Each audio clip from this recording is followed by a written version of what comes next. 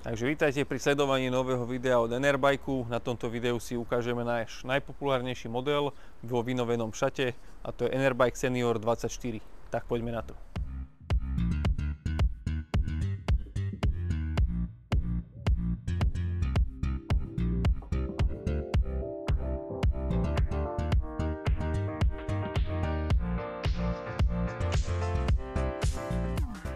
Takže trojkolka je plne elektrická. Motor je rovnako uložený v zadnej časti, poháňaná je zadná náprava cez diferenciál o výkone 1000 W.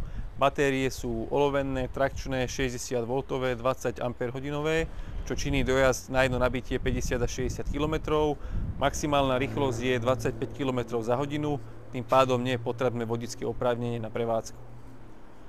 Prejdeme do prednej časti, kde si ukážeme v podstate vynovenú časť, a tým je svetlomet nový.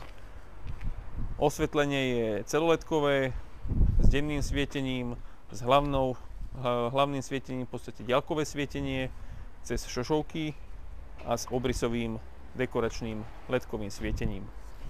Pri každom modeli je nový držiak na barle a palicu, ktorý je možné buď vybrať a nepoužiť vôbec, alebo je možné ho nasadiť buď z ľavej alebo z pravej strany.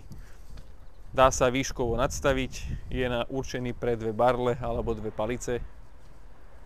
Pri tomto modeli máme takisto nové celokovové chromované spätné zrkadlá, ktoré sú nadstaviteľné. Takže kolesá sú bezdušové, sú na chromovaných hliníkových elektrónoch. V prednej časti sa nám nachádza kotúčová hydraulická brzda. V zadnej strane máme bubnové brzdy. Kolesá pneumatiky sú bezdušové, takže v prípade defektu sa dajú jednoducho opraviť pomocou knotu. Ukážeme si nariadení veci. Po otočení kľúčika štandardne trojkolka sa zapne. Novinka je takisto parkovací režim, takže po zapnutí kľúčika je plynová rukoveď neaktívna.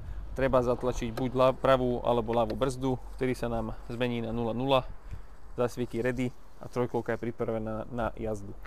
Na displeji vidíme štandardné ukazovatele rýchlosti, prejdené kilometre, volty, stav batérie a rýchlostný režim, ktorý máme nadstavený. Momentálne je tam rýchlostný režim 3. Smerovky, ukazovateľ svetiel. Na pravej strane na riadení máme štandardne plynovú otočnú rukoveď, predná brzda pre kotúčovú hydraulickú brzdu, ovládanie rýchlosti 1, 2, 3, v jednotke ide rýchlosť okolo 15, v dvojke okolo 18-20 a v trojke rýchlostný režim je maximálny na 25 km za hodinu. Máme tu ukazovateľ alebo zapínanie svetiel, 0 je vždy parkovacie alebo respektíve denné svietenie, stredový je parkovačky, tretí je hlavný svetlomet, vtedy nám svieti predná aj zadná strana. Ukazovateľ smeru jazdy, R-ko reverse dozadu, D-čko dopredu, takže keď zatlačíme, trojkolka začne pípať, vtedy máme reverse z piatočku. Po opätovnom zatlačení ideme dopredu. Na ľavej strane sa nachádza zapínanie svetiel medzi diaľkovými a stretávacími, ukazovateľ smeru jazd do smerovky, doprava doľava, zatlačením sa vždy vypne a klakson. Na ľavej strane sa nám nachádza aretačná páčka, čiže vieme zatlačiť brzdu, zaistiť aretačný kolík, vtedy ostane trojkolka zabrzdená, znova zatlačíme brzdu, kolík vyskočí a brzda je odistená. Sedenie je v podstate polohovateľné, opierka je polohovateľná, na pravej strane sa nám nachádza páčka, ktorú odistíme a vieme si nastaviť sedačku či už dozadu alebo dopredu podľa potreby, podľa výšky.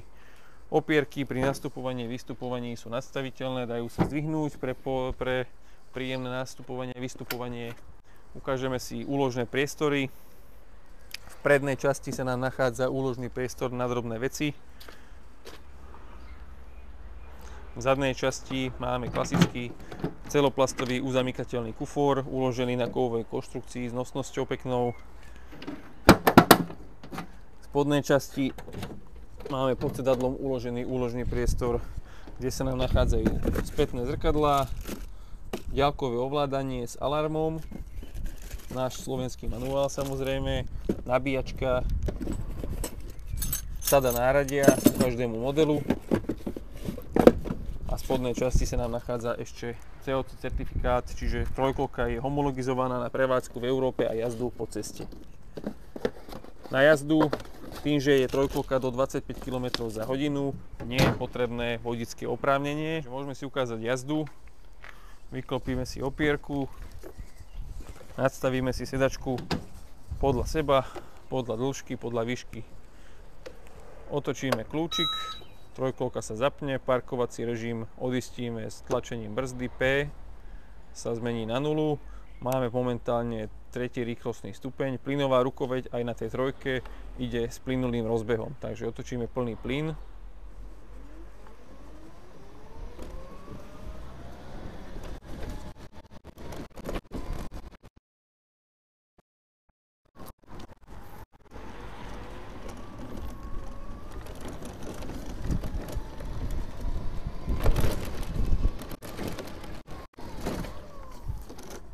Môžeme si ukázať ešte cúvanie. Prepneme spiatočku.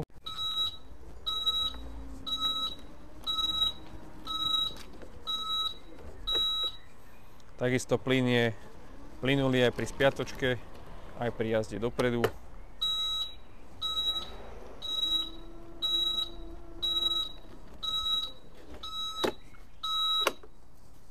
To je z dnešného videa všetko. Ďakujem, že nás sledujete a vidíme sa pri ďalších videách. Čaute.